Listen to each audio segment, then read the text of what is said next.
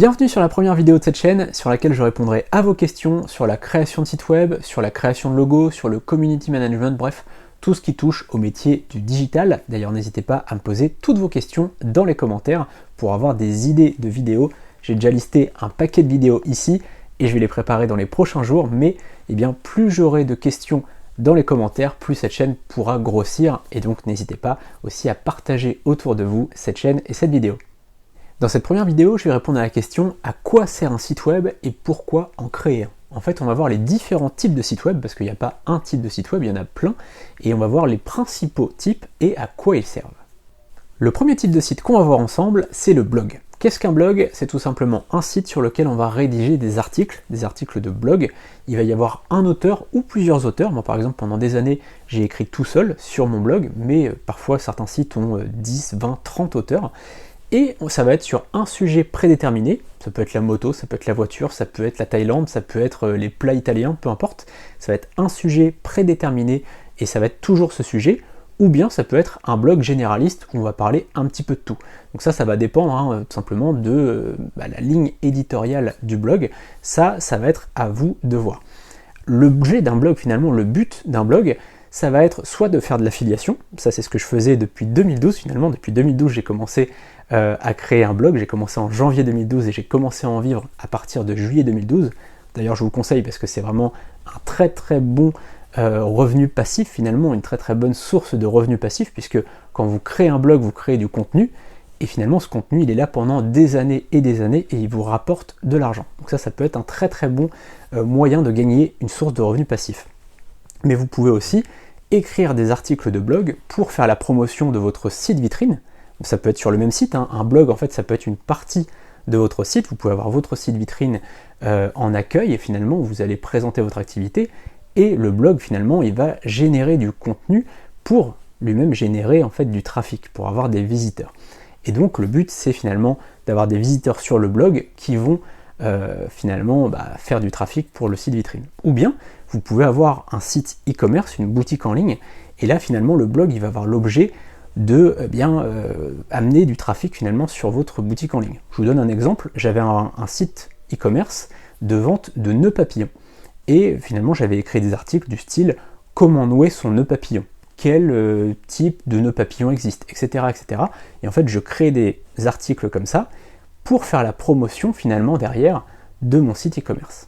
Le deuxième type de site, c'est le site vitrine. C'est le site dont la plupart des entreprises ont besoin, peut-être 90 ou 95% des entreprises ont besoin d'un site vitrine, et certains n'en ont pas encore. C'est très très important d'en créer un, puisque finalement un site vitrine ça remplace une agence. Comme son nom l'indique, un site vitrine c'est une agence mais en ligne. Ça permet vraiment de présenter son activité, donc de présenter déjà son entreprise, depuis quand vous faites ça, quelle certification vous avez, etc., etc. En fait, vous allez présenter vraiment l'entreprise, vous allez présenter votre produit ou votre service ou les formations que vous dispensez, etc. En fait, votre offre, c'est vraiment votre offre que vous allez présenter, et puis votre équipe. Vous allez vous présenter vous, pourquoi j'ai créé cette entreprise, pourquoi je fais ça, etc. Pourquoi je présente mon offre de telle manière, etc. Et puis vous allez présenter les différents membres de votre équipe. Et ça va vraiment rassurer les clients. C'est vraiment l'objet d'un site vitrine. Un site vitrine, c'est vraiment là pour rassurer un client, comme s'il était rentré dans une agence finalement et que vous discutiez avec. Évidemment, quand vous avez une agence, ça coûte très cher. Il faut du personnel aussi qui soit là pour répondre aux questions de la personne. Donc il ne faut pas hésiter pour un site vitrine à mettre le paquet finalement.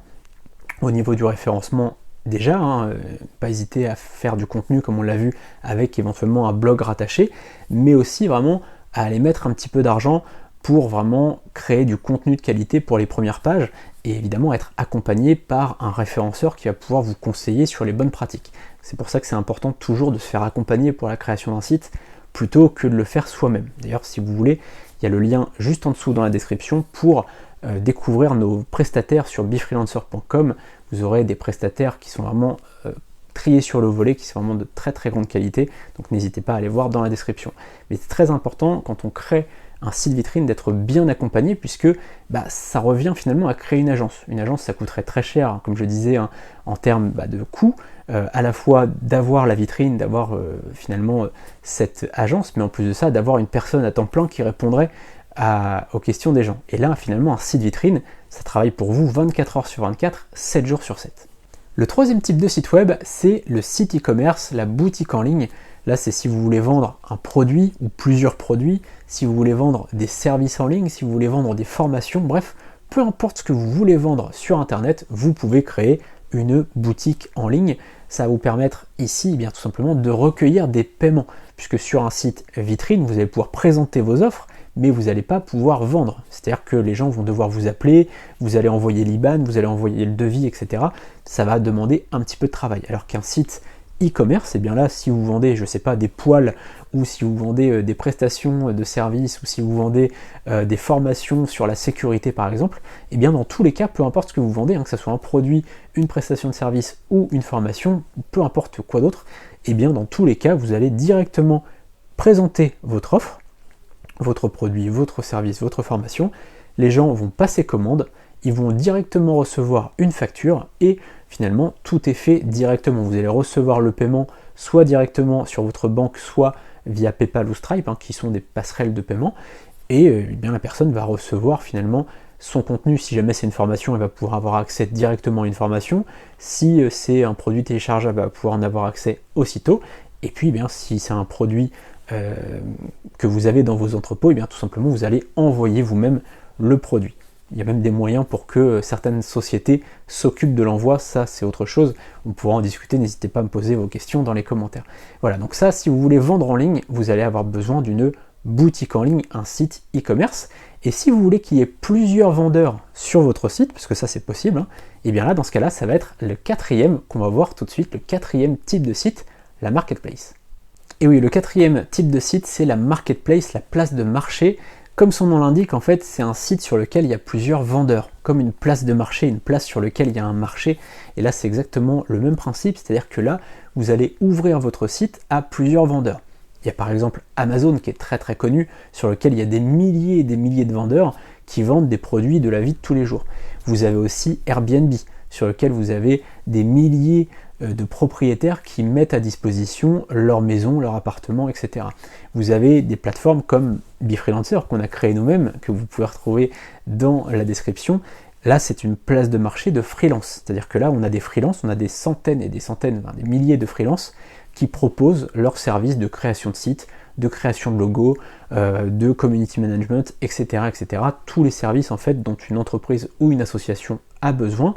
Et voilà, en fait, c'est vraiment le principe d'une marketplace, d'une place de marché, c'est qu'il y a des milliers de vendeurs qui vont proposer finalement leurs produits, leurs services, leurs formations. Et vous, en tant que, si vous avez créé votre marketplace, eh bien, vous allez prendre une petite commission. Par exemple, nous, on prend 10% de commission. Alors, très honnêtement, il y a 10% moins à peu près 3 à 4% pour la passerelle de paiement. Donc, en fait, il nous reste à peu près 6% pour nous. Et donc, finalement, à chaque transaction, on va gagner 6 à 7% sur la transaction. Voilà, si vous avez un projet, que ce soit une création de blog, une création de site vitrine, une création de site e-commerce ou de marketplace, n'hésitez pas à aller voir juste en dessous dans la description. Vous aurez le lien vers befreelancer.com. Comme je disais, c'est vraiment des freelances qui sont triés sur le volet. Et en plus de ça, ils ne partiront pas avec l'argent puisque l'argent est bloqué tant que la mission n'est pas terminée. C'est-à-dire que vous payez, imaginons, je ne sais pas, la commande coûte 2500 €, et bien vous payez 2500 €, l'argent est bloqué et à la fin de la prestation, quand vous avez dit que vous avez bien reçu votre site, à ce moment-là, le freelance touche sa commission. Donc voilà, c'est sécurisant à la fois pour le freelance qui est sûr d'être payé, et puis c'est sécurisant pour vous puisque vous payez au début, mais l'argent, il n'y a pas de risque que le freelance parte avec l'argent. Donc ça sécurise vraiment les deux parties. C'est pour ça qu'on est un tiers de confiance. C'est très important toujours quand vous commandez sur Internet, quand vous commandez une prestation de service, que ce soit chez nous ou chez une autre plateforme de freelance, n'hésitez pas à plutôt passer par eux parce que finalement les prix vont être les mêmes. Vous n'allez pas avoir de surcoût, mais par contre, vous avez une sécurité qui est largement plus importante. Donc voilà. Si vous avez un projet, n'hésitez pas à aller voir ci-dessous dans la description. Et puis n'hésitez pas à vous abonner à la chaîne puisque c'est la première vidéo d'une très très longue série, je l'espère. À très bientôt pour une prochaine vidéo. Salut!